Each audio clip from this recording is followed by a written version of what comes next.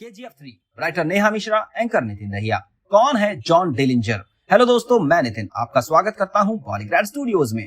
आज की ये कहानी है एक अमेरिकन क्रिमिनल की। अमेरिका का एक ऐसा गैंगस्टर जिसे आवाम का नंबर 1 दुश्मन कहा जाता है और उसका नाम है जॉन डिलिंजर। जॉन का जन्म 22 जनवरी 1903 में इंडियाना में हुआ। उसे बचपन में सब जॉनी कहकर बुलाते थे, लेकिन जैसे ही वो ये जवान हुआ, इसका नाम जैक रैबिट रख दिया गया, क्योंकि ये क्राइम करने के बाद पुलिस से बहुत फुर्ती से भाग जाता था। जॉन बचपन से ही छोटी मोटी चोरियां करता रहता था, जिसके बाद उसके पिता ने उसे नेवी में भर्ती कर दिया। कुछ महीने वहां सीखने के बाद उसका मन वहां नहीं लगा और एक दिन सबसे छुपकर वो वहां से भाग जाता है और वापस अपने होम टाउन आ जाता है। वापस आने के बाद उसने 1924 में बड़े अपराध की तरफ अपना पहला कदम रखा। काफी समय से उसकी नजर इंडियाना के एक ग्रोसरी शॉप पर थी। उसने सोचा कि अब वो उस ग्रोसरी शॉप को अपना निशाना बनाएगा और एक दिन मौका पाते ही उसने अपने कुछ दोस्तों के साथ उस ग्रोसरी शॉप को लूट लिया। पर उसकी पहली लूट में किस्मत उसके साथ नहीं थी। जैसे ही वो ग्रोसरी शॉप लूटकर वहां से भागा, पुलिस उसके पीछे पड़ गई और काफी दूर पीछा किया। उसके बाद पुलिस के हाथों लग जाता है। पुलिस उसे गिरफ्तार कर लेती है। जेल में रहकर वो कई चोरों से मिलता है और उनके एक्सपीरियंस को जानता है, लेकिन अब उसका मन जेल में भी नहीं लग रहा था। इसलिए कुछ दिन वहां रहने के बाद वो जेल से फरार हो गया और अपनी गैंग को लेकर शिकागो भाग गया। वो सभी शिकागो पहुंच जाते हैं और वहां जॉन डिलिंजर अपनी गैंग को चोरी और डकैती के लिए ट्रेनिंग देना शुरू कर देता है। लेकिन उन्होंने डिसाइड किया कि शिकागो में वो कोई छोटी मोटी चोरी नहीं, बल्कि अब वो सीधा बैंक पर अपना हाथ साफ करेंगे। जॉन डिलिंजर उन सभी को बैंक लूटने की ट्रेनिंग देने लगता है और फिर धीरे धीरे करके वो अमेरिका के सभी छोटे बैंक्स को लूटने लगे और कुछ ही सालों में जॉन डिलिंजर और उसका गैंग अमेरिका का बैंक लूटने वाला सबसे बड़ा गैंग बन गया। 1924 में जॉन डिलिंजर की मुलाकात बैरल से होती है और उसे वो बहुत पसंद आती है, जिससे वो शादी कर लेता है। लेकिन शादी के बाद उनके एक्सपेंसेस बढ़ने लगे हैं। चोरी और लूट की कोई कंफर्म टाइमिंग नहीं होती। उसे महसूस हुआ कि उसके पास परमानेंट इनकम का कोई जरिया है ही नहीं। इसीलिए उसने अब डिसाइड किया कि अब वो अपनी वाइफ की जरूरतों को पूरा करने के लिए एक परमानेंट इनकम का इंतजाम करेगा और उसने खुद के लिए एक नौकरी ढूंढनी शुरू कर दी। शुरुआती समय में जॉन को कहीं नौकरी नहीं मिल रही थी, क्योंकि वो ना ही ज्यादा पढ़ा लिखा था और ना ही उसके पास कोई खास स्किल थी। लेकिन फिर बहुत ढूंढने के बाद उसे एक सोफा बनाने वाली दुकान में नौकरी मिलती है। उसका काम था लकड़ियों पर गद्दे लगाना।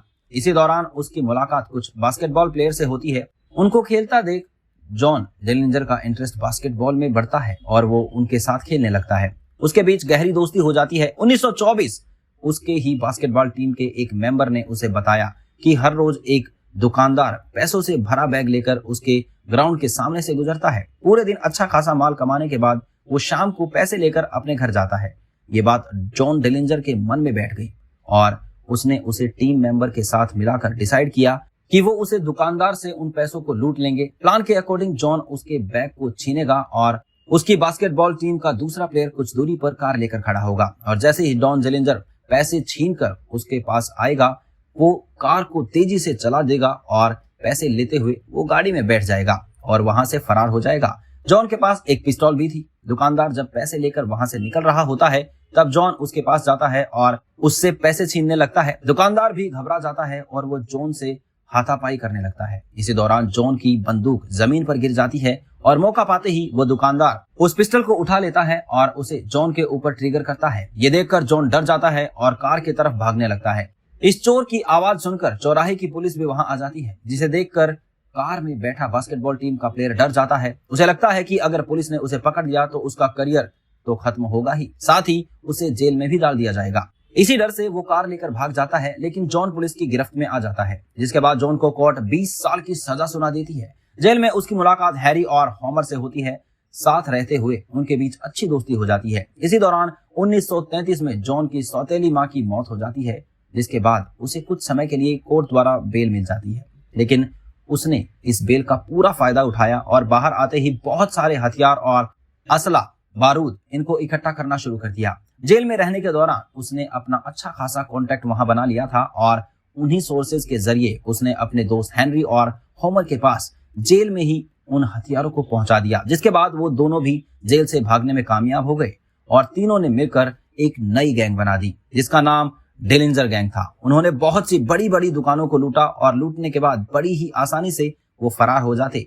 उनकी इस लूटपाट से सरकार और नागरिक दोनों ही परेशान थे। पुलिस काफी समय से जॉन डेलिंजर की इस गैंग को पकड़ना चाह रही थी, लेकिन हर बार वो लोग बच निकलने में कामयाब हो जाते। अब ये case federal bureau of investigation यानी कि FBI को सौंपा गया। पहले तो FBI ने जॉन को पब्लिक एनिमी नंबर 1 का खिताब दे दिया और फिर जॉन को पकड़ने के लिए अपने सोर्सेज को लगा दिया। उन्होंने जॉन की वाइफ के दोस्त से कांटेक्ट किया, जिसके जरिए उन्हें ये पता चला कि जॉन और उसकी वाइफ 22 जुलाई 1934 को मूवी देखने जाने वाले हैं। इसी मौके का फायदा उठाते हुए पुलिस वहां पहुंचती है। जॉन शाम को अपनी वाइफ के साथ जब मूवी थिएटर से बाहर आता है तो सामने खड़ी पुलिस मौका देखते ही उस पर फायरिंग शुरू कर देती है और इसी तरह अमेरिकन पुलिस के इस एनिमी की मौके पर मौत हो जाती है, जिसने अपने छोटे से ही गैंगस्टर करियर में लोगों को परेशान कर दिया था। अपने आखिरी समय तक जॉन इतना शातिर हो गया था कि उसकी एक भी चोरी और डकैती पकड़ी नहीं जाती थी, ना ही वो पुलिस के लिए कोई सबूत छोड़ता, साथ ही कभी पकड़ा भी नहीं जाता। इसीलिए मजबूर होकर पुलिस को उसे मारने के लिए एनकाउंटर का सहारा लेना पड़ा। बताया जा रहा है कि इस बार KGF 3 में सुपरस्टार यश जॉन डेलिंजर का ही किरदार निभाते नजर आएंगे और फिल्म में उन्हीं की कहानी को दर्शाया जाएगा। ऐसे ही एक माफिया की स्टोरी से इंस्पायर्ड होगी KGF 3 की स्टोरी। और आज की हमारी ये कहानी यहीं पर खत्म होती है। आपको ये कहानी कैसी लगी हमें कमेंट में जरूर बताइएगा। धन्यवाद।